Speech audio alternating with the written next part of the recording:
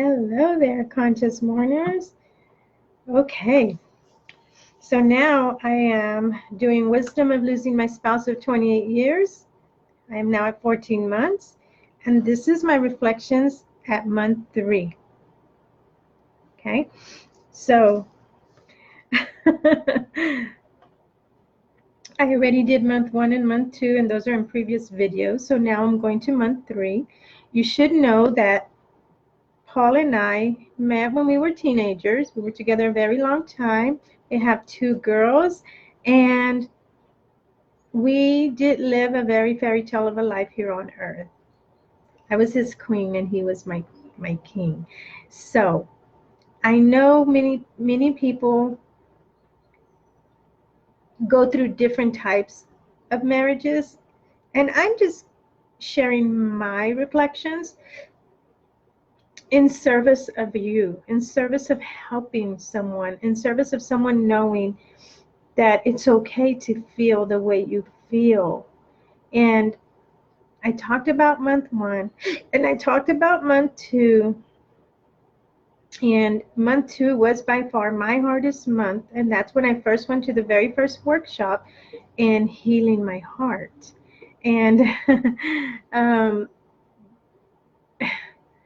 I could not do anything until I healed my heart.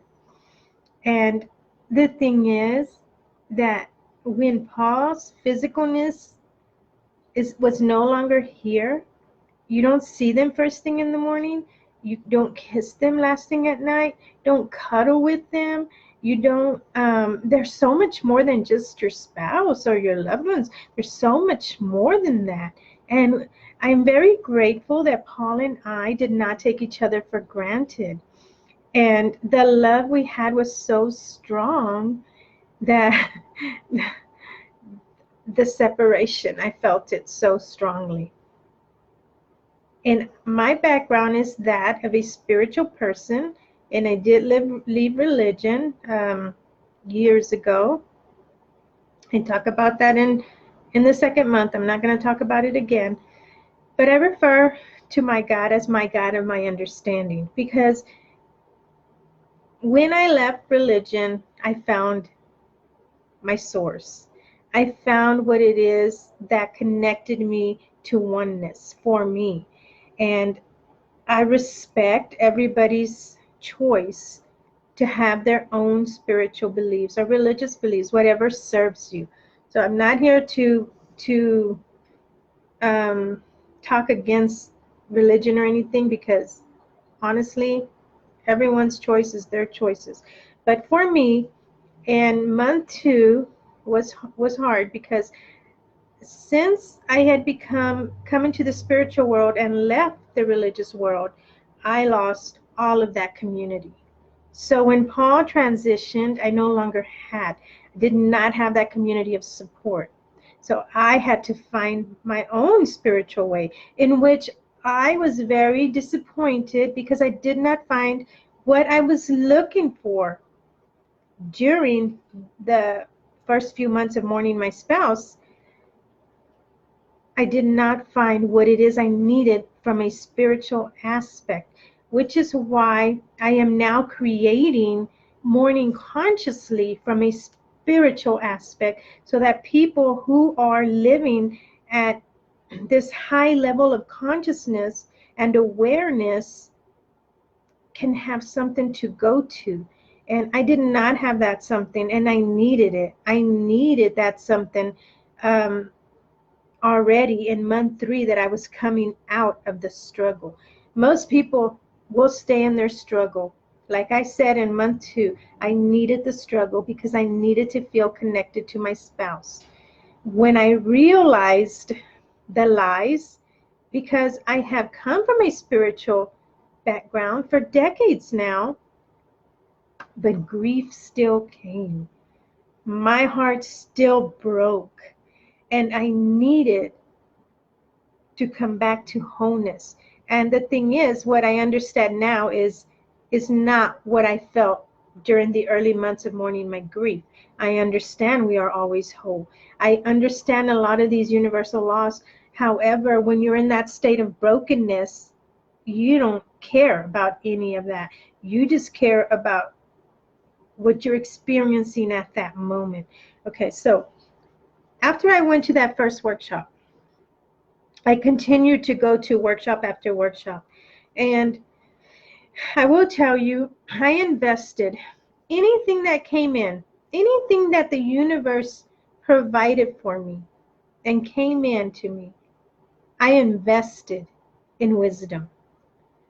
I could have used a new car. I could have used a lot of stuff, material stuff. But what I needed was things that you can't see, things that you can't really buy. But however, I went and I immersed myself with this wisdom.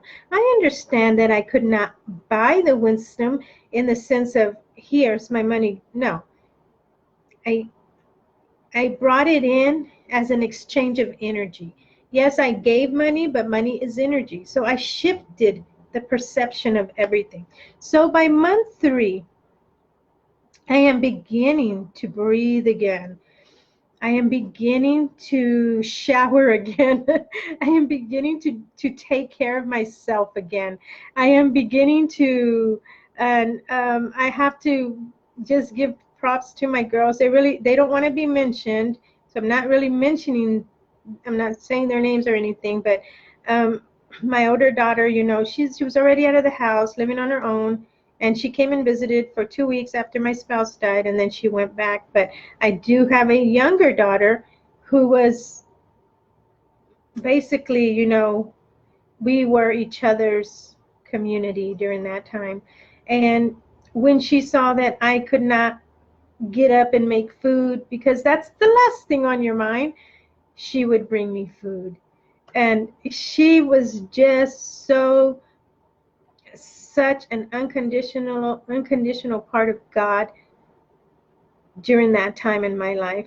And when you think it should have been the opposite, children are so resilient. They're so much more resilient than us adults. Well, in my case anyway. So, and okay, so that's all I'm going to say about my daughter. She helped me a lot. She fed me. She helped me in many, many ways. And then we helped each other.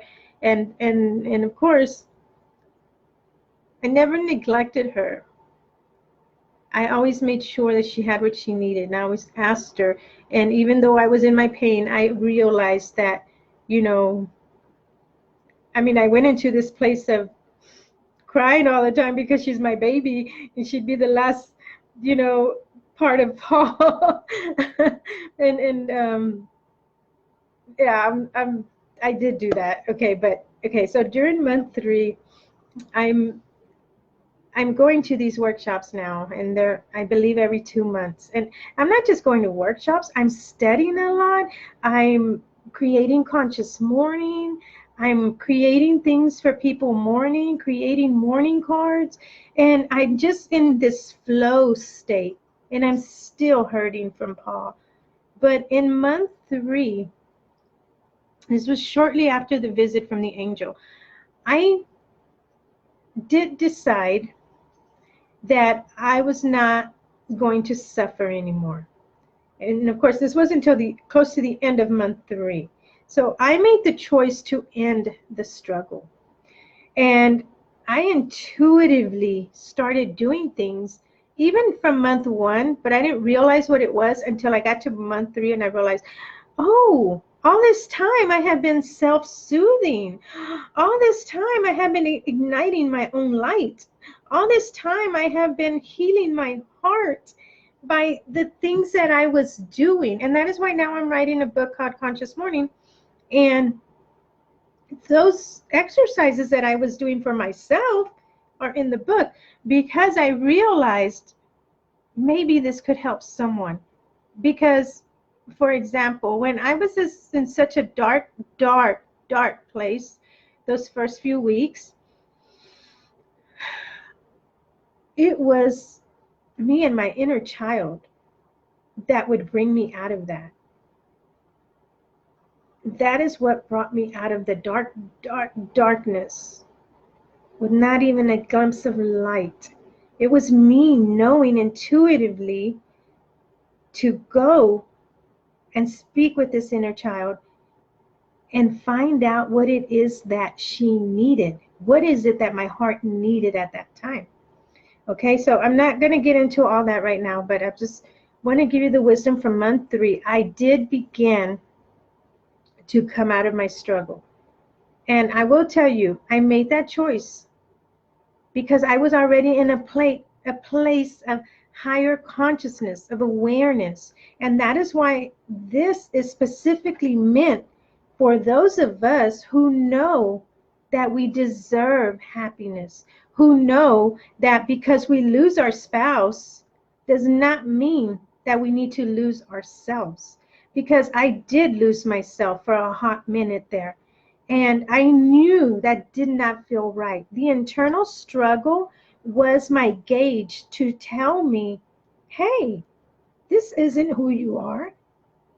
And your spouse does not determine your happiness. But you couldn't tell me that the first few months.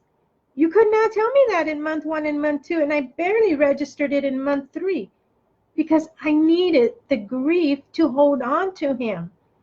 And that is what I want you to know that I went through in month 3. I began to come back to the light and began to feel the contrast and began to realize this is not who I am. This is not who I am. This is not who I have been these past 20 years. How did I let myself fall so hard? And it's when I created, and I believe it was month 3 that I decided to name what it is that I was doing. And I have it right here, and I call it Heart Healing Journey. And it's called a Heart Healing Journey exercise. And I talk about that on some other videos, so I'm not going to talk about it right now. But that is what actually helped me into becoming whole again. It was the allowing and the coming into awareness. And it's a 5-step process. And it worked for me. And I just know that if it could work for me at a very dark level, and it as I got better, it kind of transformed with me. So I will tell you, now at month 14, my grief has been transformed. And I don't always cry. And yes, making these videos, it does make me cry because I come back to month 3 where I know you're at, and I feel your pain because I had that same pain. And I know that you just feel like you're not going to make it. But for me, month 3 was when I began to breathe again. I came into acceptance that Paul was gone. And I will tell you, because of this acceptance and because of the internal dialogue I had with myself, I would ask myself questions. I would conversate with my heart. I started to talk to my heart, and my heart spoke back to me, and I listened to it. And because of this, I was able to end the struggle at the end of month 3. Okay? And guess what happened? I stopped counting the days because I ended that internal struggle. And I changed the experience. I changed the experience for me. So from month 4 and on, my experience was so phenomenal. And it's not to say that I didn't cry. I still cry. I get out of the shower and Paul's towel is on the floor because I put it there because I carry him with me. He's not gone. And of course, you couldn't tell me this the first few months, but I created this new relationship, healthy relationship with him, from the physical to the non-physical. And I realized that I have dialogues with him all the time. And yesterday my daughter and I were at Ross, and as we were leaving, I looked up. We were in a building, but I looked up as to speak to someone, and I speak to Paul like I speak to God. And I said, baby, I'm still paying attention to the small signs. And right after that, we paid. And the total was 111. Those are my small signs. My husband and I shared the numbers 111, which is 3. And anytime those numbers came out, we knew that we were in oneness. We knew in oneness with the whole universe. And that our angels and our guides and everything that supports us was right there with us. And then my daughter and I go and get in the car. And this is right after I told him I still pay attention to the little signs. Right after I told him that, we went and got in the car, turned the car on, and guess what? 1111. If you knew what that means to us, you would know that those are signs from him. And we have communicated in a kind and loving way. Because I know some people says, be careful what you let in. But I don't live in that kind of world. It's all what you choose and what you're choosing, you know. And anyway, so hang in there in month 3. For me, month 2 was the hardest. Month 3 is when I came into acceptance. And going through the very first workshop was what transformed my grief. Now, how did I know to go to these workshops? And how did I know? The first one we traveled to cost me over $5,000. I'm broke. I'm on food stamps. I have no money, and the universe sends me money. You know, I was able to pay for that first workshop, and the second, and the third. And I spent over $50,000 this past year on wisdom. And I know that it was the greatest decision I could ever make. And it all comes back to, how are you using this? How are you using this? And wanting, what is it that you truly want? I wanted to leave a tribute to my husband. Everything I do is always for him. And I know that.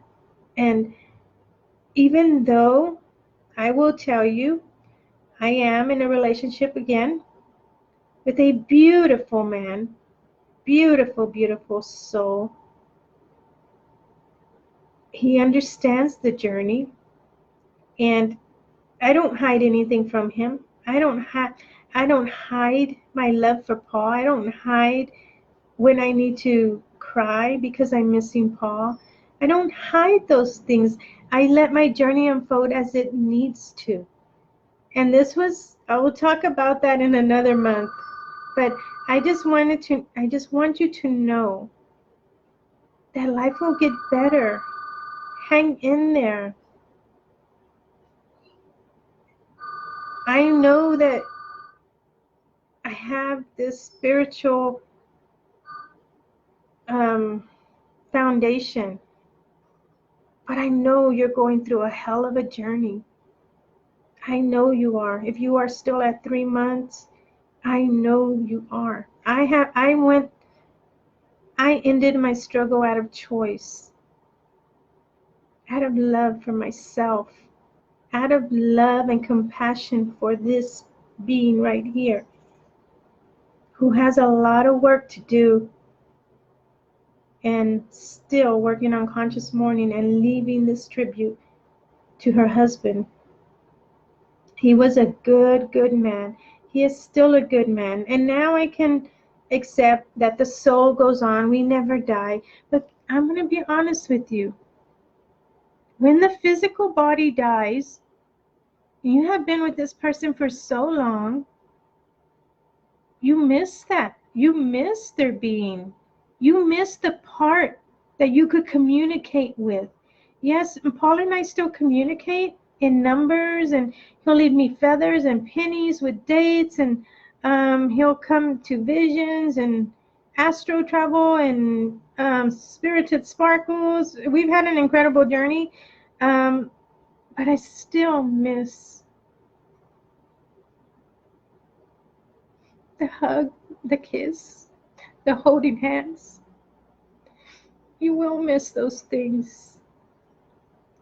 And when you can learn to come back and love yourself and choose you now, when you choose to end the struggle because you cannot change the outcome, is when you come into acceptance. Enjoying kindness.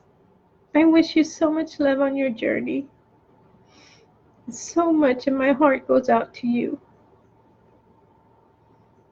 Have a great day.